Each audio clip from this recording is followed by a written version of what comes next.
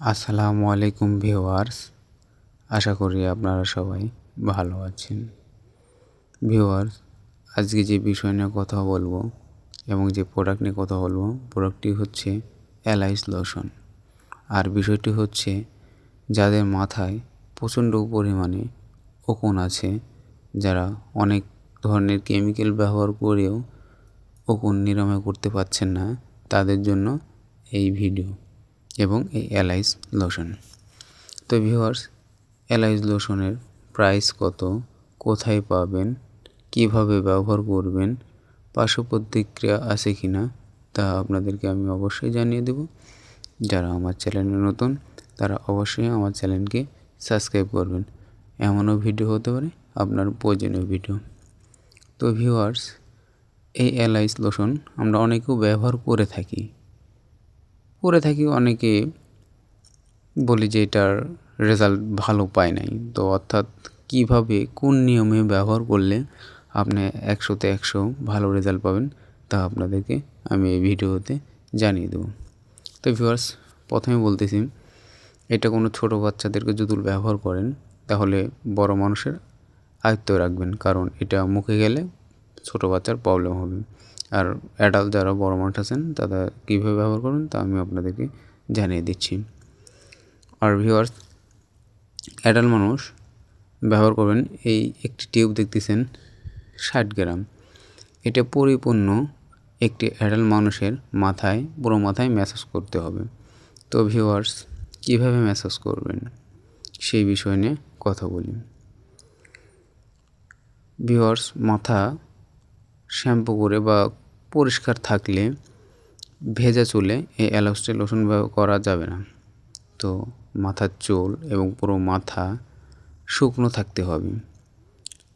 আর এই Alice lotion আলতো আলতোভাবে মাথায় ব্যবহার করতে হবে, যাতে পুরো মাথায় এবং পুরো চুল যাতে এই অ্যালাইস লোশনের হয়। আর ভিউয়ার্স, এটাও খেয়াল রাখতে হবে যে উকুনের ডিমের স্পর্শে যাতে অ্যালাইস লোশনটি পৌঁছায়, তাহলে কার্যকারিতাটা ভালো হবে। তো ভিউয়ার্স, এই প্রোডাক্টটি কোথায় পাবেন, এটা হলো আপনাদের প্রশ্ন। ভিউয়ার্স, এই প্রোডাক্টটি আপনি যে কোনো ফার্মেসিতে গেলে এই প্রোডাক্টটি আপনি পেয়ে যাবেন, অ্যালাইস লোশন। ভিউয়ার্স, এটা স্কোয়ার ফার্মাসিউটিক্যাল লিমিটেডের এই পণ্যটি। তো অর্থাৎ আপনারা যেখান থেকে হোক ফার্মেসিতে গেলে এই অ্যালাইস লোশনটি পাবেন। এটার কার্যকারিতা খুবই ভালো। তো ভিউয়ার্স, আবার ফিরে যাই ব্যবহারের নিয়ম বিধিতে।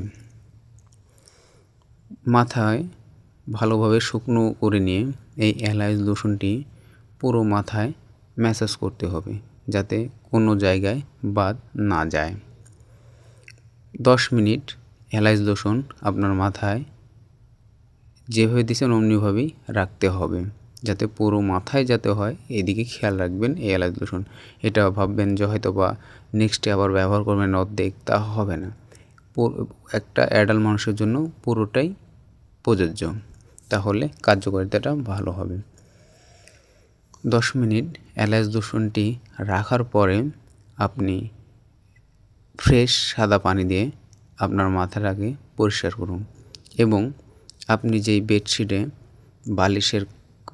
বালিশের কাভারটা যেটা ব্যবহার করেন, এটা গরম পানি দিয়ে ধুয়ে দিবেন।